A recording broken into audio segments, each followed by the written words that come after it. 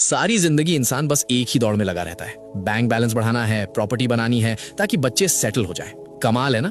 हम उस दौलत के लिए मेहनत करते हैं जो हमारे मरने के बाद हमारे ही बच्चों के दरमियान झगड़े और फसाद की वजह बन जाती है।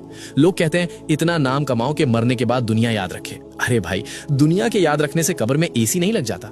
दुनिया 2 दिन रोएगी, तीसरे दिन बिरयानी खाएगी और भूल जाएगी।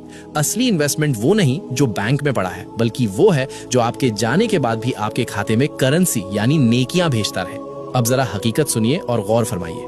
इस्लाम में इसे कहते हैं सदकाए जारिया, यानी वो नेकी जिसका सवाब इंसान के इंतकाल के बाद भी रुकता नहीं बल्कि कयामत तक जारी रहता है। सही मुस्लिम की हदीस 1631 गवाह है कि मरने के बाद इंसान के अमाल का सिलसिला खत्म हो जाता है सिवाय 3 चीजों के, जिनमें से एक है वो नेकी जिसका नफा यानी बेनिफिट लोगों को पहुंचता रहे। तो अगर आप चाहते हैं कि कब्र की तन्हाई में भी आपका रिवॉर्ड सिस्टम चालू रहे तो ये 6 काम आज ही नोट कर लें।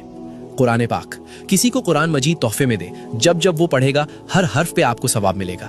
व्हील चेयर, किसी अस्पताल में मरीजों के लिए व्हील चेयर डोनेट कर दें। जब तक कोई लाचार या बीमार उसे इस्तेमाल करेगा आपका खाता चलता रहेगा। मस्जिद की तामीर में हिस्सा लें, ईंट रख दें या पंखा लगवा दें, ये अल्लाह का घर है, यहाँ इन्वेस्टमेंट कभी डूबती नहीं। पानी का इंतजाम, कोई कुआं खुदवा दें, बोरवेल लगवाएं या किसी पब्लिक जगह पे वाटर कूलर रख दें। जब भी कोई इंसान, परिंदा या जानवर अपनी प्यास बुझाएगा आपकी रूह को ठंडक मिलेगी।